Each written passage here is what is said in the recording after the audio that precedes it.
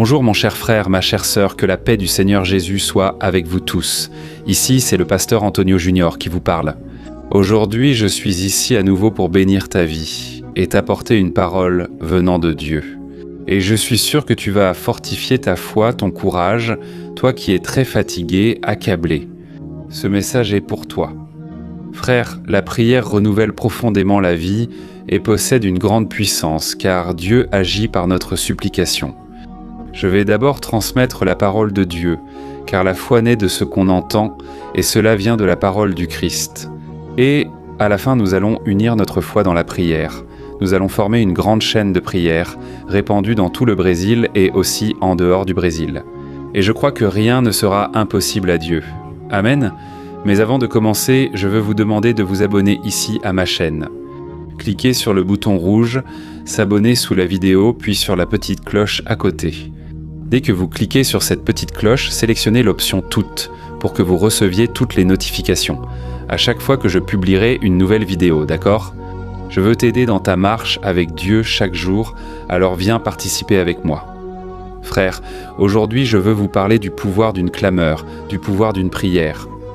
La Bible raconte que le peuple d'Israël était esclave en Égypte depuis plus de 400 ans. Et pendant toutes ces années d'esclavage, ils se sont éloignés du Dieu de leur père. Ils ont oublié les promesses de Dieu. Ils ont perdu la foi. En même temps, ils se sont habitués aux souffrances que les Égyptiens leur imposaient. Frères, je crois que beaucoup d'entre vous traversent la même situation. Beaucoup d'entre vous sont esclaves du péché, esclaves de leurs propres sentiments, esclaves de leurs vices. Et vous n'avez pas réussi à remporter ces batailles. Beaucoup d'entre vous souffrent aussi depuis tant d'années dans ce désert que vous n'avez pas trouvé d'issue. Et ce qui est pire, beaucoup d'entre vous se sont éloignés de Dieu. Vous ne priez pas comme vous le devriez. Vous ne lisez pas la Bible, vous ne cherchez pas l'aide d'autres frères. Au contraire, vous passez des heures et des heures sur les réseaux sociaux. Vous nourrissez votre esprit de choses négatives, de choses mondaines, de choses futiles. Mais frères, plus notre souffrance, notre manque et notre angoisse sont grands, c'est là que nous devons nous rapprocher de Dieu, car après tout, lui seul peut nous libérer de ces situations difficiles. Quand il n'y a plus de ressources humaines, c'est alors que Dieu agit. Amen. Et c'est pour cela que tu ne peux pas fuir le problème. Tu ne peux pas faire semblant que rien ne se passe. Tu dois voir la réalité avec les yeux de la foi. Et pour revenir aux Hébreux qui étaient esclaves en Égypte, la Bible raconte que Moïse a grandi comme s'il était un fils de Pharaon. Moïse a grandi en connaissance, il a acquis beaucoup de richesses. Un jour, il découvrit qu'il n'était pas égyptien mais hébreu. Il vit alors un Égyptien punir les Hébreux, qui étaient maintenant de sa famille. Et Moïse alors a fini par tuer cet homme, et quand il a assassiné cet homme, peut-être sans le vouloir, Moïse s'est enfui dans le désert pour éviter d'être tué ou condamné. Alors il a fui Pharaon et est allé dans une terre appelée Madian. Et là-bas il s'est marié, il a fondé sa famille. Il est devenu un bon berger, et sa vie suivait tranquillement son cours. Dieu est soudain réapparu dans son histoire. La Bible dit que Moïse, en gardant des moutons, vit un buisson en feu. Ce qui l'a surtout impressionné, c'est que l'arbre brûlait sans se consumer. Et c'est alors que Dieu lui a parlé et l'a appelé à libérer son peuple des mains de Pharaon. Ce peuple criait au secours, il voulait un libérateur, et Dieu a alors choisi Moïse. Je vais te lire rapidement ce qui est écrit dans Exode chapitre 2. Longtemps après, le roi d'Égypte mourut. Les Israélites gémissaient et criaient sous l'esclavage, et leur cri monta jusqu'à Dieu. Dieu entendit leurs plaintes et se souvint de l'alliance qu'il avait faite avec Abraham, Isaac et Jacob. Regardez, frères, ce cri du peuple a touché Dieu et rejoint Moïse dans le désert. Et ici j'apprends une leçon. Chaque fois que quelqu'un élève un cri vers Dieu, quand quelqu'un cherche la présence de Dieu, le Seigneur commence à agir en sa faveur. La Bible dit, dans Ésaïe 64, verset 4, qu'il n'existe pas de Dieu semblable au nôtre, qui agit en faveur de ceux qui espèrent en lui. Alors, frère, c'est toujours ainsi. Quand tu attends le Seigneur, quand tu cries vers lui et que tu ne renonces pas à ta foi, le Seigneur agit en ta faveur, même si tu ne vois pas d'issue. Dieu fait le possible et l'impossible pour toi. Amen. Alors si tu attends un miracle, écris ici en bas dans les commentaires « Je crois au miracle », d'accord ? Écris comme ça « Je crois au miracle », d'accord ? Fait intéressant, frère, quand Dieu agit, il suscite des personnes. Dieu bénit non seulement toi qui pries, mais aussi ton entourage. Il unit des desseins, pas seulement des personnes. Amen. En Égypte, quand Israël criait, Dieu a envoyé un libérateur, Moïse, et aussi son frère Aaron, qui était en Égypte, et il est allé voir Moïse dans le désert. Autre point à noter, Dieu avait déjà promis un libérateur. Mais tout a un temps précis pour arriver et rien n'arrive par hasard. Le temps de Dieu est parfait. Pour recevoir ses bénédictions et accomplir ses plans, nous devons apprendre à attendre. Le grand problème, c'est que nous sommes impatients. Nous voulons tout de suite. Nous ne voulons pas attendre 5 minutes, ne serait-ce que dans une file d'attente, encore moins attendre des jours, des mois, voire des années, pour que Dieu accomplisse ses promesses. Mais mes frères, Dieu est parfait dans tout ce qu'il fait, et tant que la promesse ne s'accomplit pas, il est en train d'éprouver nos cœurs. Il veut savoir si nous tiendrons jusqu'à la fin. Toi qui attends le Seigneur, réjouis-toi, cesse de pleurer et de te lamenter, oublie ton problème. Je crois que je parle ici à beaucoup de personnes qui se concentrent sur le problème et deviennent anxieuses, déprimées, sans force pour aller de l'avant. Ne crois pas que la bénédiction tarde uniquement pour toi, cela concerne tous les serviteurs du Seigneur.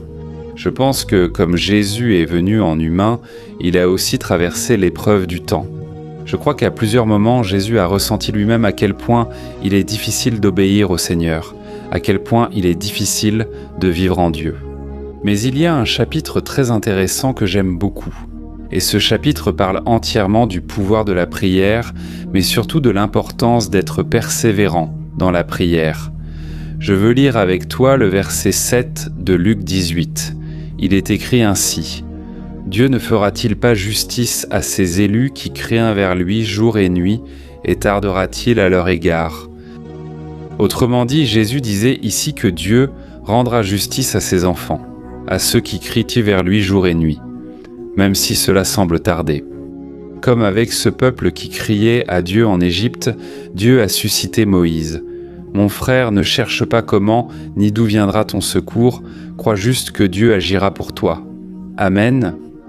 Et juste après, au verset 8, Jésus a dit ceci : « Il leur fera justice, et rapidement. Cependant, lorsque le Fils de l'homme viendra, trouvera-t-il la foi sur la terre ? » Alors, frères, nous devons tenir jusqu'à la fin, persévérer dans la prière et demeurer dans la foi. Avoir la foi aujourd'hui, puis agir seul demain, ne sert à rien. Patiente et attends le Seigneur, c'est le message que je voulais transmettre. Maintenant, prions. Sois conscient que Dieu veut le meilleur pour toi. Ne doute jamais de son amour ni de sa fidélité. Et s'il permet que quelque chose prenne encore un peu plus de temps, c'est parce qu'il prépare quelque chose de bien meilleur pour toi, d'accord ? Alors, si tu peux, ferme les yeux et prions ensemble au nom de Jésus. Seigneur mon Dieu, merci pour ce moment unique et spécial. Père, merci beaucoup pour ta parole nous renouvelle, nous apporte la direction, la sagesse. Seigneur, combien de fois, mon Père, doutons-nous de tes promesses, refusons d'attendre en toi, agissons par impulsion et rejetons ensuite la faute sur toi. Ô mon Dieu, aie pitié de nous, ta parole dit que le Seigneur est bon et que tes miséricordes durent à jamais. Mon Père, je te demande de pardonner nos péchés et nos fautes. Nous sommes faibles, mais c'est toi, Seigneur, qui nous fortifie. Père, au début de ce message, j'ai dit que la prière a du pouvoir. C'est pourquoi je te demande, mon Père, répands ta puissance sur nos vies. Enlève, Seigneur, tout le poids, toute l'anxiété, cette femme qui est angoissée dans son âme, cette femme qui pleure. Maintenant, mon Père, aie pitié, Seigneur Jésus, console ce cœur affligé. Jésus, cet homme qui a aussi souffert. Il est triste, Seigneur, parce que tant de choses n'ont pas marché. Le manque d'argent frappe à la porte. Cette personne souffre à cause des vices et elle se réfugie toujours dans le péché.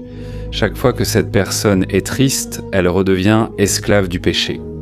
Jésus, viens briser ce mal, viens briser le joug de l'esclavage, Seigneur. Je libère une parole de foi, je crois, mon Père, que tu agis dans notre rétablissement. Maintenant, je crois, mon Père, que tu es en train de libérer cet homme et cette femme. Je crois, mon Dieu, que la puissance de la prière va se manifester dans la vie de cette personne et qu'elle ressentira la paix qui dépasse toute compréhension. Ô Seigneur Jésus, tu as versé ton sang sur la croix pour nous pardonner et restaurer notre lien avec le Père. C'est pourquoi, Seigneur Jésus, je veux te remercier, car sans ta grâce et ta miséricorde, nous ne serions pas ici. Seigneur, combien parmi nous, Père, sont prisonniers de chaînes spirituelles, souffrant des angoisses de ce monde. Mais ta grâce est suffisante dans notre vie. Ta grâce nous renouvelle à nouveau, tes miséricordes nous donnent un nouvel espoir. Nous croyons sortir de cette situation grâce à notre espérance, Jésus-Christ, qui a déjà tout vaincu pour nous. Ô Seigneur Jésus, tu as toi-même dit que dans ce monde nous aurions des afflictions, mais que nous devons avoir du courage, car tu as déjà tout vaincu pour nous.